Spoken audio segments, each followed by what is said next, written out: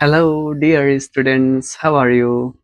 Welcome to my channel Edu Vlog सन्दीपमा तपाईहरुलाई यस च्यानलमा रहेका भिडियोहरू कस्तो लागिरहेको छ आउने दिनमा के गर्दा राम्रो हुन्छ आफ्नो केही सल्लाह सुझावहरू यस भिडियोमा रहेको कमेन्ट सेक्सनमा गएर सल्लाह सुझाव दिन चाहिँ नभुल्नुहोला है त र अहिलेसम्म यस च्यानललाई लाइक र सब्स्क्राइब गर्नुहुने सम्पूर्ण साथीहरूलाई पनि धेरै धेरै धन्यवाद दिन चाहन्छु र यो च्यानललाई आउने दिनमा पनि तपाईहरुले सपोर्ट गर्नुहुन्छ र लाइक र शेयर गर्नुहुन्छ भनेर मैले पूर्ण रूपमा विश्वास लिएको छु र यस च्यानलमा रहेका भिडियोहरू सम्पूर्ण भाइबहिनीहरूले मन पराइदिनु भएको छ र आउने दिनमा पनि यस भिडियोलाई लाइक र सब्स्क्राइब गरिदिनुहुन्छ भनेर मैले अपेक्षा गरेको छु र आजको क्लास हामीले यो फिजिकल केमिस्ट्रीको एकदमै इम्पोर्टेन्ट टपिकलाई लिएर आजको क्लास मैले सुरु गर्दैछु यो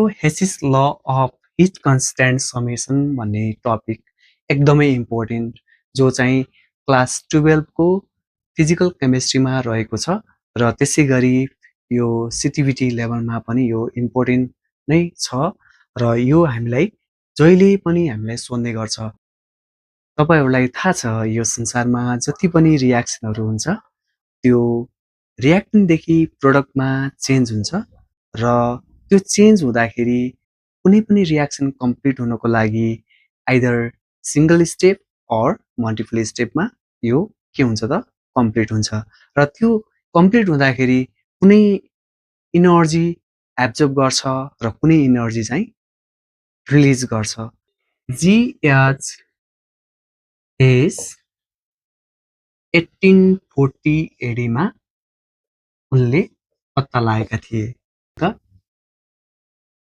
the total amount of energy release or absorb is same during chemical reaction whether the reaction is complete in single step or multiple step. The illustration A देखि D मा जानको लागि Q amount of energy चाहियो है र A बाट B मा जानको लागि कति त Q1 energy र B बाट C मा जानको लागि कति त Q2 र C देखि D मा जानको लागि Q3 energy र यो के हो त भन्दाखेरि यतातिर हामीले A देखि D मा जानको लागि यो सिंगल स्टेप भयो र A बाट यता D मा जानको लागि जस्तो A बाट B B देखि C C देखि D मा जानको लागि जो स्टेपहरु देखाइरा छौं यो भनेको मल्टिपल स्टेप हो यसको एनर्जी र यसको एनर्जी के हो त सेम हुन्छ भनेर उनले प्रुभ गरेका थिए हामीले इलस्ट्रेसन गर्नुपर्ने हुन्छ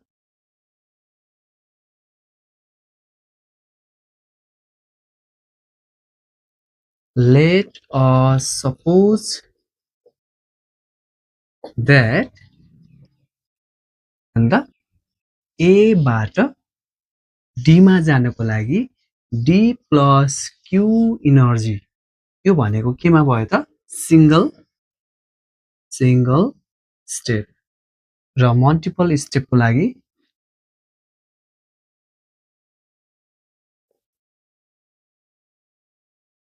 अन्त A बाट B मा जानको लागि B plus Q1 एनर्जी चाहियो र त्यसैगरी B बाट C मा जानको लागि C plus Q2 र C बाट D मा जानको लागि D plus Q3 amount of energy चाहियो अब के हुन्छ Q equal to Q1 plus Q2 plus Q3 यही नै हुन्छ इनर्जी।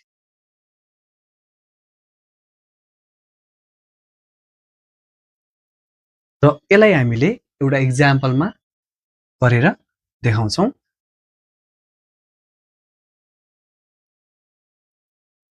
र हामीले एउटा एक्जाम्पलबाट यसलाई क्लियरिफिकेसन गर्छौं। For example C plus O2 gives CO2 जसले चाहिँ -94 kcal इनर्जी रिलिज गर्छ। यो -94 kcal भनेको यसले इनर्जी रिलिज गरेको अवस्थालाई जनाउँछ। जसले इनर्जी एब्जर्ब गर्छ त्यहाँ चाहिँ प्लस हुन्छ। र अब यहाँ यो भनेको चाहिँ मेन रियाक्सन। यहाँ चाहिँ यो सिंगल स्टेपमा यो रियाक्सन के भयो त कम्प्लिट भयो है। मल्टिपल स्टेपमा हेरौं।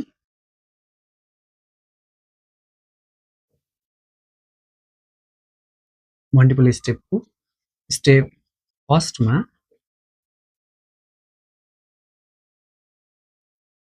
C plus 1/2 O2 यसबाट के बन्छ त CO अर्थात कार्बन मोनोक्साइड जसले चाहिँ के गर्छ -26 kcal इनर्जी रिलिज गर्छ। र स्टेप 2 मा कार्बन मोनोक्साइड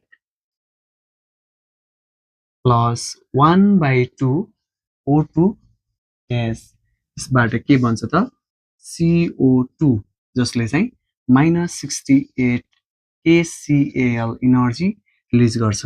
र हामीले इनर्जी यसको इनर्जी एड गर्यौं भने के हुन्छ त -94 kcal। This is the conclusion of Hess's law of heat constant summation। Hess's law जानिसकेपछि यसका एप्लिकेसनहरु पनि हामीले जान्नु पर्ने हुन्छ। You know there is no direct method to calculate the heat of combustion and heat of formation. So उनले के दिए त भन्देखि this law give mathematical calculation of standard heat of formation and heat of combustion। र उनले के भने त भन्देखि कुनै पनि केमिकल इक्वेसनलाई अल्जेब्रिक फर्ममा पनि एक्सप्रेस गर्न सकिन्छ र जो चाहिँ स्टडी गर्नको लागि पनि सजिलो हुन्छ भनेर उनले भनेका थिए। एप्लिकेसन अफ हेसिस ल सँगसँगै आजको क्लास यति नै। हजुरहरूलाई मेरो क्लास कस्तो लाग्छ कृपया आफ्नो सल्लाह सुझाव यस भिडियोको कमेन्ट सेक्सनमा गएर लेख्न चाहिँ नभुल्नुहोला।